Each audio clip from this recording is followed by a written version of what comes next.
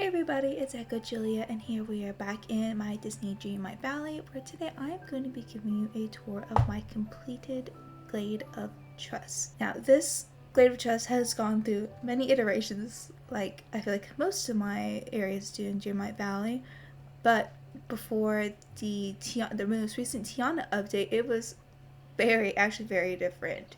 But there were so many wonderful items that I couldn't help but transform the Glade of Trust with her things.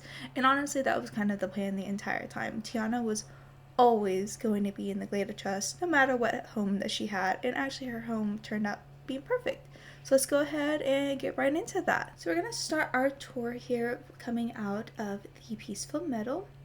Going towards this way, we have our wishing well that gets us around the valley. And then we have our cute little cottage. This was kind of like the first thing I actually placed, this area we're seeing right here. I was certainly going for like a bit of like a fairy core vibe, cottage core vibe. So that's what this ended up looking like.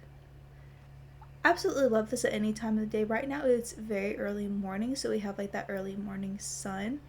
And I think I've come to realize that this is probably my favorite time of day in terms of lighting.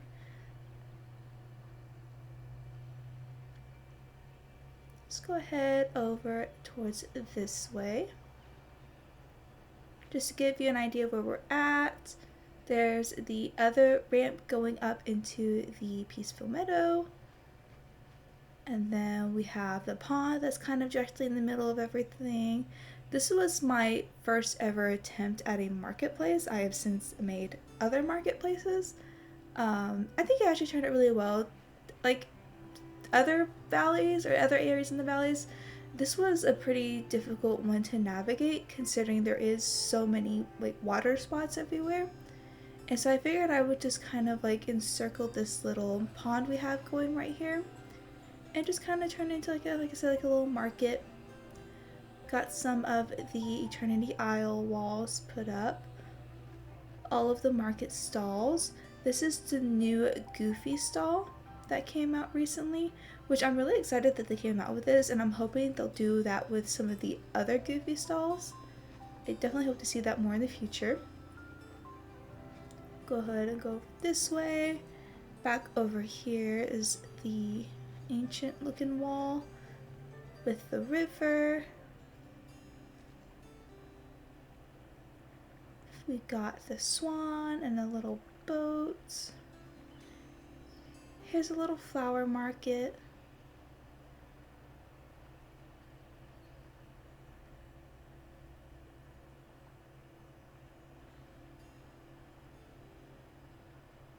Those floating lamps are just the absolute best. I love those items.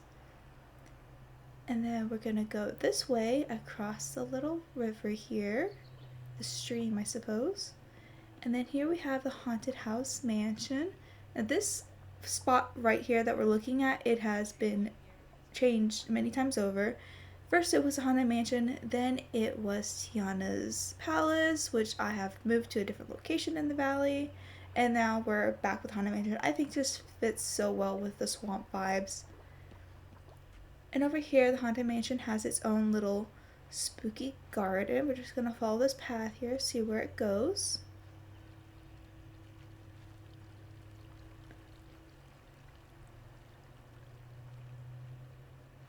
Oh, and it looks like right over here in this corner, we have Ursula's home.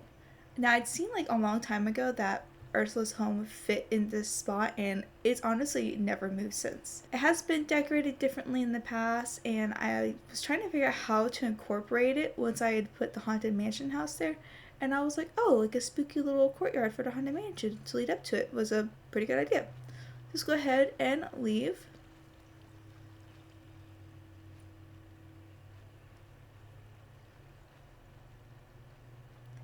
As you can probably tell, most of my areas in my Dreamlight Valley are very natural looking, and it does make it kind of hard to look around and navigate because there's much trees everywhere, but I still love the look of it.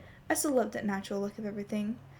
So let's go ahead, go across the front here. Here we have the card from The Nightmare Before Christmas. Goes along perfectly, I feel like, with the Haunted Mansion. And then these little fireflies that came with the most recent update, absolutely love them, but there's one thing I would love to see changed about them. I wish that the lights twinkled instead of pulsed. It seems more natural if it twinkled, and it looks prettier. So hopefully they kind of like change that a little in the future, but that's my only takeaway from it.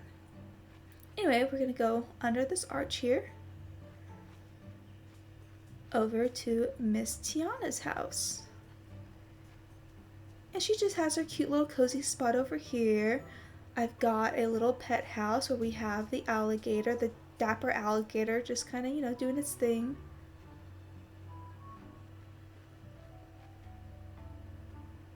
And then over there across the way, we have the cute gazebo. This was also another great addition with the last update.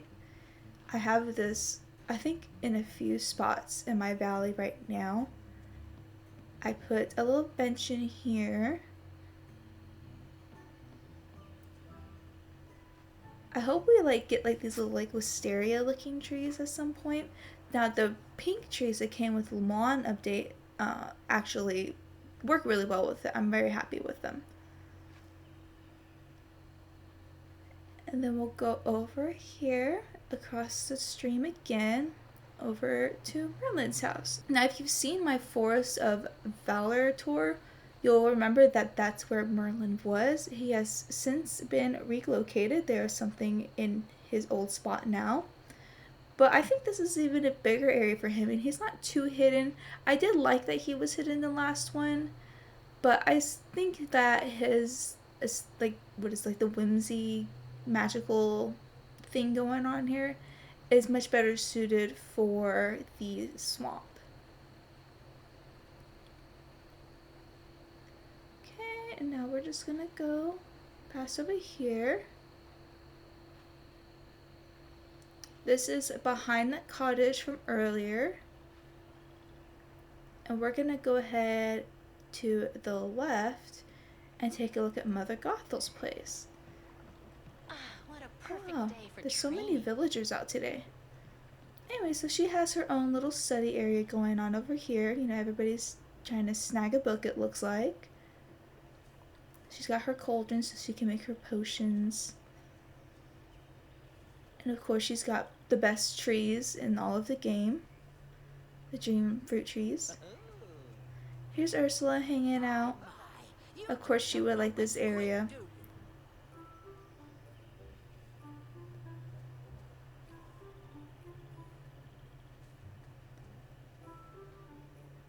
So we'll just go ahead and walk back up to the front real quick.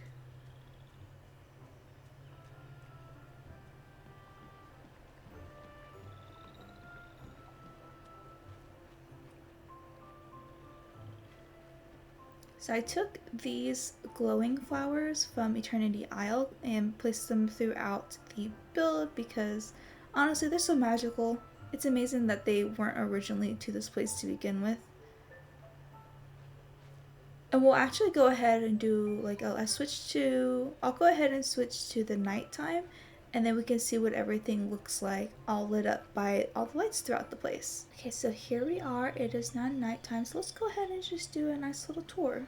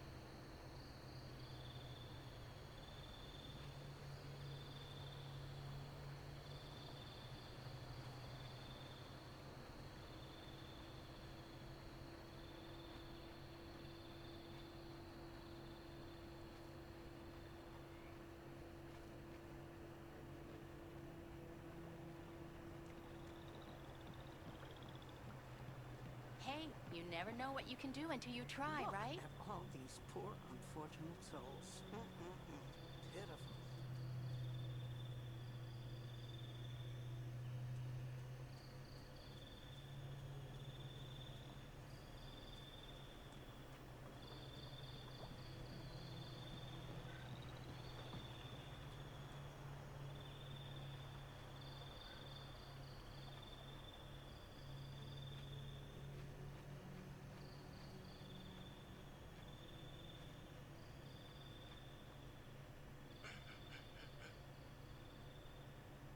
Midnight is near. Hurry home, my dear.